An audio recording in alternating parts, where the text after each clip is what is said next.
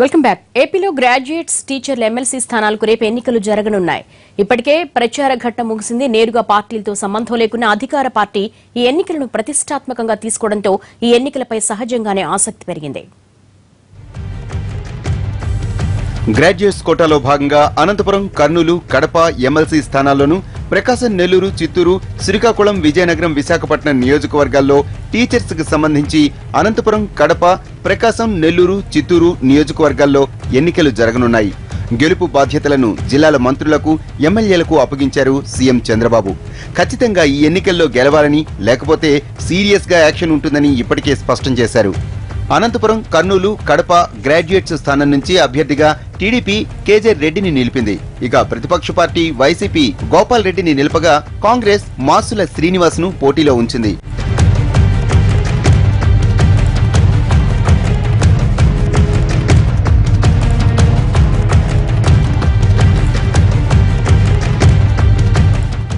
PDF అభ్యర్థిగా గేయానంద్ పోటీ చేస్తున్నారు. ఇక్కడ ప్రధానంగా టీడీపీ, వైసీపీ, పీడీఎఫ్ అభ్యర్థుల మధ్య పోటీ నెలకొంది. ఇక ప్రకాశం, నెల్లూరు, చిత్తూరు గ్రాడ్యుయేట్స్ ఎన్నికలకు సంబంధించి టీడీపీ పట్టాభిరామిరెడ్డిని బరిలో నిలిపింది. ఇక్కడ కూడా పీడీఎఫ్ అభ్యర్థిగా శ్రీనివాసులు రెడ్డి, కాంగ్రెస్ నుంచి డాక్టర్ రామచంద్రారెడ్డి పోటీలో ఉన్నారు. ఇక పీడీఎఫ్ అభ్యర్థిగా పోటీలో ఉన్న శ్రీనివాసులు రెడ్డికి సిపిఎం, వైసీపీ మద్దతు తెలుపుతున్నాయి. ఇక గ్రాడ్యుయేట్స్ లో మూడవదైన శ్రీకాకుళం, విజయనగరం, విశాఖ స్థానానికి సంబంధించి బీజేపీ అభ్యర్థిగా మాధవ్ పోటీ చేస్తున్నారు. పీడీఎఫ్ అభ్యర్థిగా శర్మ, కాంగ్రెస్ నుండి ఆదిరాజు పోటీ చేస్తున్నారు. వీరే కాక మొత్తం 30 మంది ఇతర నాయకులు ఇక్కడ పోటీలో ఉండగా ప్రధానంగా బీజేపీ, టీడీపీ ఉమ్మడి అభ్యర్థి అయిన మాధవ్, పీడీఎఫ్ అభ్యర్థి అయిన శర్మల మధ్య పోటీ నెలకొని ఉంది. ఇక టీచర్స్ కు సంబంధించి 2 ఎమ్మెల్సీ స్థానాలకు ఎన్నికలు జరగనున్నాయి. అనంతపురం, కర్నూలు, కడప జిల్లాలు కలిపి ఒక స్థానానికి, ప్రకాశం, నెల్లూరు, చిత్తూరు జిల్లాలు కలిపి ఒక స్థానానికి రేపు ఎన్నికలు జరగనున్నాయి. టీచర్స్ కోటాలో అనంత, కర్నూలు, కడప జిల్లాల అభ్యర్థిగా టీడీపీ బచ్చల పుల్లయ్యను బరిలో నిలిపింది. ఇక్కడ ఎస్టీయూ అభ్యర్థిగా కత్తి నరసింహారెడ్డి, కేవీ సుబ్బారెడ్డిలు పోటీలో ఉన్నారు.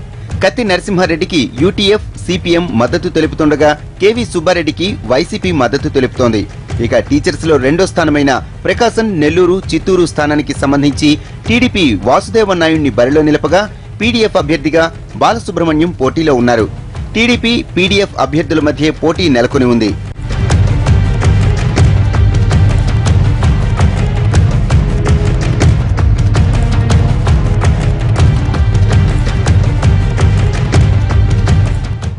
స్థానిక సంస్థల కోటాకు సంబంధించి కర్నూలు, నెల్లూరు, కడప ఎన్నికలు ఈ నెల 17వ తేదీన జరగనున్నాయి. కాబట్టి ఈ ఫలితాలన్నీ ఈ నెల 20 తేదీలోనే వెలువడనున్నాయి. పశ్చిమ రాయలసీమ పట్టభద్రుల ఎమ్మెల్సీ ఎన్నికల్లో టీడీపీ మద్దతుతో బరిలో ఉన్న కేజే రెడ్డి విజయానికి ఆ పార్టీ యంత్రాంగం విస్తృతంగా ప్రచారం సాగిస్తోంది. పట్టభద్రుల ఎమ్మెల్సీ ఎన్నికల్లో తప్పక విజయం సాధించాలన్న టీడీపీ అధినేత చంద్రబాబు ఆదేశాలతో కర్నూలు, అనంతపురం, కడప జిల్లాల్లో ఆ పార్టీ నేతలు, కార్యకర్తలు విస్తృతంగా ప్రచారం చేస్తున్నారు. తమ పార్టీ అభ్యర్థి కేజే రెడ్డి విజయం సాధిస్తే యువతకు ఉద్యోగ అవకాశాలు వస్తాయంటూ జోరుగా ప్రచారం సాగిస్తున్నారు.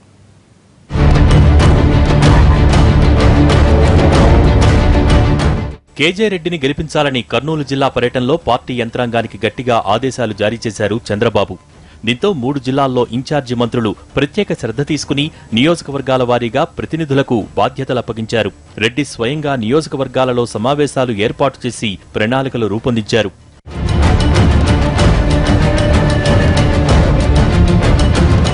వ్యాపార రంగంలో ఉన్న కేజే రెడ్డి అనంతపురం, కర్నూలు జిల్లాల్లో పరిశ్రమలు స్థాపించి నిరుద్యోగ యువతకు ఉపాధి కల్పిస్తామని ప్రచారం చేస్తున్నారు.